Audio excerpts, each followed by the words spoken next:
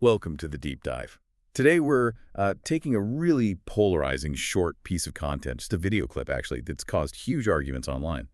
And we're going to try and extract the intellectual universe hiding inside it. Yeah, our mission today is to look at this source that somehow feels both profoundly insightful and at the same time deeply fundamentally unfair.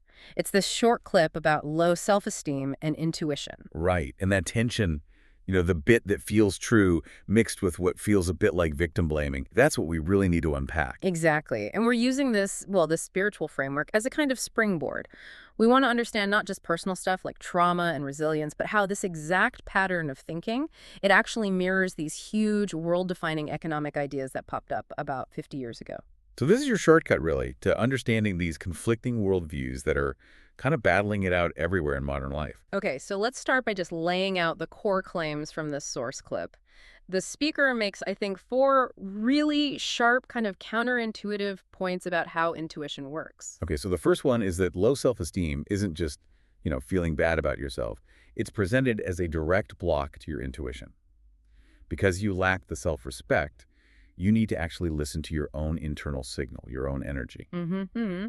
And second, the claim is you will eventually follow your intuition, but usually only after some kind of major life crisis hits. You miss the gentle nudges, what the speaker calls the wisdom path, and instead you get forced onto the woe path only after everything kind of falls apart. Okay.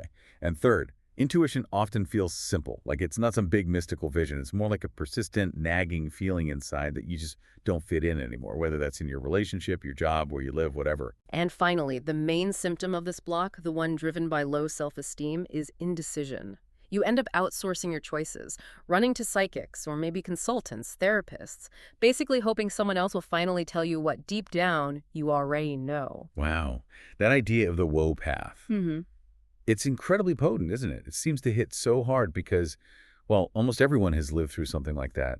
Why do you think this short take resonates so strongly, that deep-seated feeling that, yeah, sometimes we do sabotage ourselves? I think it resonates because it offers a narrative, a story that validates a really common experience. We often just dismiss that nagging gut feeling. It reframes that quiet little voice saying, I don't belong here, or this isn't right. It says that's not paranoia, it's legitimate data, a powerful signal. That's the wisdom path trying to reach you. It gives high value to your own energetic input. And it connects the failure to act on that feeling directly to a lack of self-respect for that data. So you're not just confused or sad. The implication is you're not respecting the truth you already possess. Yeah. It gives you a clear target for what needs to change, right? Absolutely. And you nailed the key insight there. It validates the crisis. I mean, when you look back at your life, you can probably point to something, a firing, maybe a breakup, an illness that absolutely forced you onto a path you needed to be on, but had been ignoring for ages. The clip gives a spiritual reason for why we often wait for that bomb to drop. Okay, but if this framework works, and it clearly resonates with people, why does it also feel so deeply unfair sometimes? What's the complexity that this kind of spiritual truth bypasses that makes it feel like it borders on, well, victim blaming? Yeah, the problem really lies in what you might call Puritanical reductionism. That's a bit of a mouthful, but it takes a messy, complicated human life, with economics, family dynamics, survival mechanisms all tangled up, and it boils it all down to one single failure, a moral lack, essentially, a lack of self-esteem or courage. Okay, let's start with the most obvious issue then. Ignoring practical reality. The advice to just leave or pack your bags, that really simplifies some serious real-world challenges into just an act of willpower, doesn't it? That is the huge disconnect, yeah. It just glosses over massive real-world barriers. Think about someone who's financially dependent or has kids or needs health insurance tied to that job they hate. Or maybe they're in a physically dangerous situation. For them, just leaving isn't about courage. It's a terrifying, incredibly complex, maybe even life-threatening logistical nightmare. And if we look beyond the pure logistics, we also have to consider the source of that low self-esteem itself. What the clip maybe labels as low self-esteem is often actually a result, not the root cause, especially when we start talking about trauma. Precisely. That inaction, what psychologists call the freeze response, very often it's a deeply ingrained survival mechanism. If acting on your intuition, speaking your truth, leaving a bad situation was punished or dangerous when you were younger. Well, your nervous system learns to ignore that wisdom path simply to keep you safe. So in that context, inaction isn't some spiritual failing. It's a learned adaptation. It worked back then. Okay, that makes total sense. But even if we set aside, like, deep trauma for a moment, we still have just normal human wiring to contend with, right? Yeah. There's the cognitive factor, what they call status quo bias. Exactly. Every single human being, regardless of their level of self-respect or trauma history, is basically wired to avoid change. Because the status quo, even if it's painful, it feels safer and more predictable than stepping into the unknown. So the crisis, the woe path, is often just the necessary push from the outside. The activation energy, you could say, needed to overcome that normal, hardwired human inertia, mislabeling that natural friction as some unique spiritual flaw. It just misses the basic psychology of how change actually happens for most people. And if you follow that line of thinking, this whole framework starts to sound a lot like what people call spiritual bypassing. Wait, can you define spiritual bypassing for us? Because that feels like a pretty significant claim to make. It is, yeah. Spiritual bypassing is basically using a spiritual or maybe psychological concept like, oh, you're just not aligned, or you simply lack self-esteem, to avoid dealing with the messy, material, human realities. Things like trauma or systemic injustice, financial dependence, actual danger. It essentially creates this framework that, unfortunately, can be weaponized. It ends up blaming the victim's lack of internal purity or courage for the crisis they're facing. So, okay. If this purity framework demands perfect alignment, what does this entire worldview into projecting? This clash between abstract purity and messy human reality. Yeah. You mentioned it leads us to this ancient idea of modus. What's that? Modus. Yes, it's a really crucial concept here. It's essentially cunning intelligence. Think practical, adaptive, street-smart wisdom, the kind you use to navigate really complicated, unpredictable systems. It's about survival, adaptation, using complex means to achieve, sometimes, quite simple ends. And the clip's wisdom path. That's inherently hostile to Mētis. Completely hostile, yeah. The wisdom path demands this pure, top-down, divine, uncompromising alignment. No detours, no tricks. It dismisses Mētis as just compromise or manipulation or not being true enough. But Mētis is exactly what you need to survive on that so-called woe path. It's the cunning required to, say, quietly squirrel away money from an abusive partner or navigate a toxic boss long enough so you can actually secure your exit strategy. The spiritual purist looks at that necessary adaptive intelligence and sees it as part of the problem, not the solution. Which means the fundamental wedge issue here, maybe even beyond trauma or finances, is the actual definition of compassion itself. That's spot on. You basically have two opposing camps. On one side, there's the spiritual or tough love compassion, which is what the clip implicitly endorses. Here, true compassion means holding you accountable to your absolute highest potential. Therefore, the crisis is ultimately your own creation because you failed to act purely or courageously enough. Right. And on the other side? On the other, you have empathic material compassion. This view says, no, true compassion means validating the real-world pain and the very real constraints, trauma, systemic failures, lack of resources. And crucially, offering safety and resources first before demanding some kind of spiritual leap. And this leads to the danger you mentioned, the weaponization of alignment. Exactly. If you can successfully define what alignment means, whether that's a specific spiritual truth or maybe a corporate dogma or even a political ideology, you gain enormous power.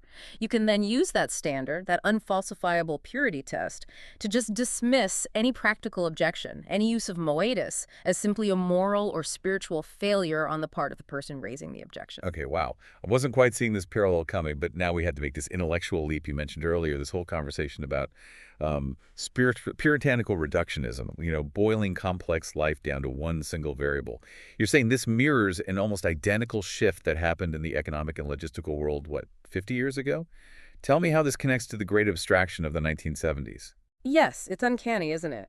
Both are driven by the same deep philosophical instinct, the need to simplify a really messy, multivariable system down to one single, pure, ideally computable variable.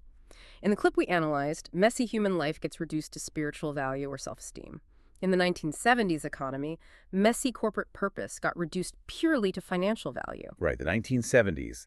That was the decade we stopped trying to just manage physical things and started trying to formally manage complexity itself. And that was largely enabled by emerging computing technology, wasn't it? We needed clean, abstract blueprints that could actually run on these new machines. Precisely. And we can see this abstraction playing out incredibly clearly in three sort of immortal models that all emerged almost simultaneously back then. These models systematically separated the logical principle, the pure idea, from the messy physical reality it was supposed to describe. Okay, let's break those down. First, Edgar F. Codd's 1970 paper that led to relational databases, SQL, stuff that runs the modern world. Exactly. Codd did something revolutionary. He separated the physical storage of data, like where the bits actually sit on a disk drive, from the logical model of the relationships between the data. This meant, really for the first time, you could manage these vast, complex webs of information based purely on their internal logic. You didn't need to manually track the physical location anymore. The abstract logic became king. That's what made data scalable and manageable in the way we understand it today. Okay, second example. Milton Friedman, also right around 1970, separating the messy purpose of a corporation, which used to include things like community well-being, employees, stakeholders, separating all that from one single logical metric, maximizing shareholder value. Yes. Friedman basically abstracted away all that complicated human modest things like social responsibility, employee loyalty, environmental impact, and reduced the entire purpose of these huge, multifaceted organizations down to one clean financial variable, just profit, essentially.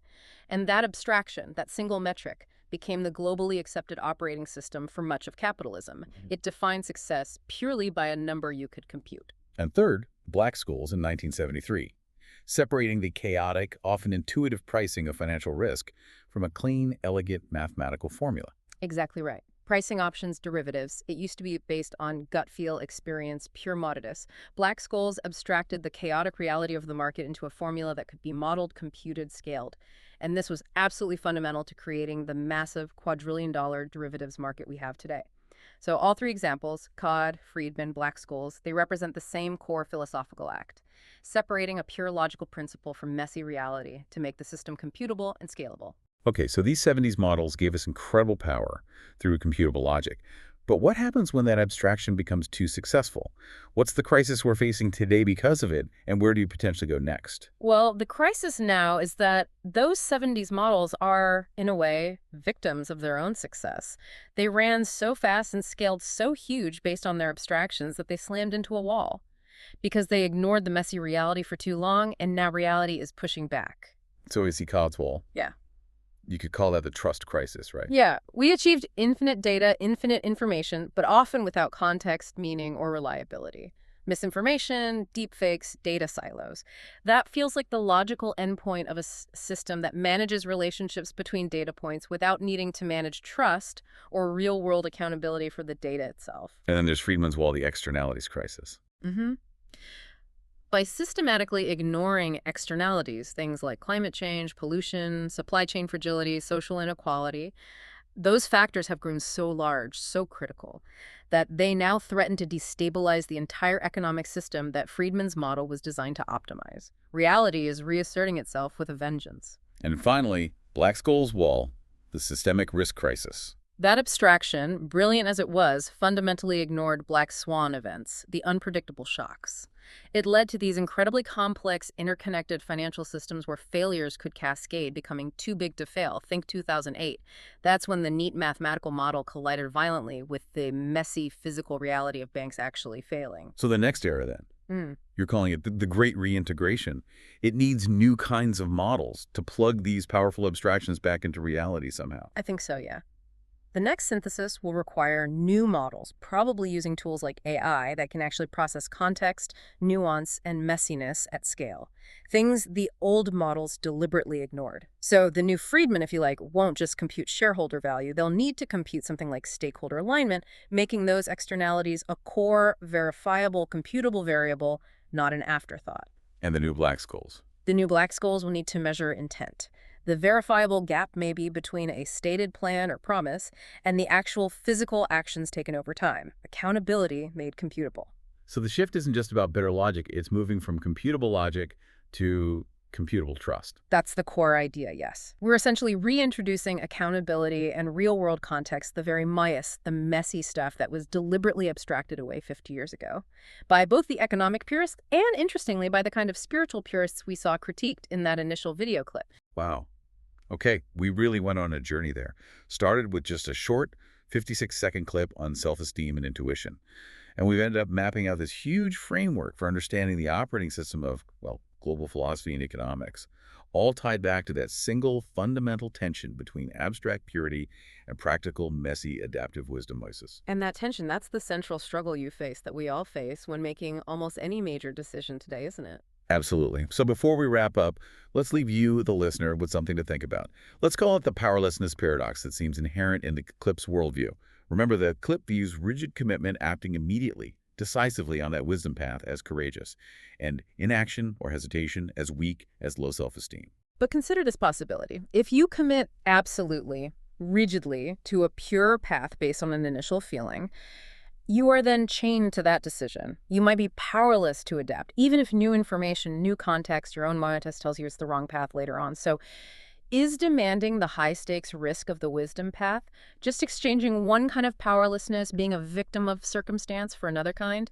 Being a victim of your own rigid commitment? Yeah. Is the truest form of power maybe actually found in the ability to adapt, to forgive differences, maybe even forgive your own past choices, to navigate that messy middle ground, the very thing that both the spiritual purists and the economic purists seem to reject so strongly, something for you to mull over.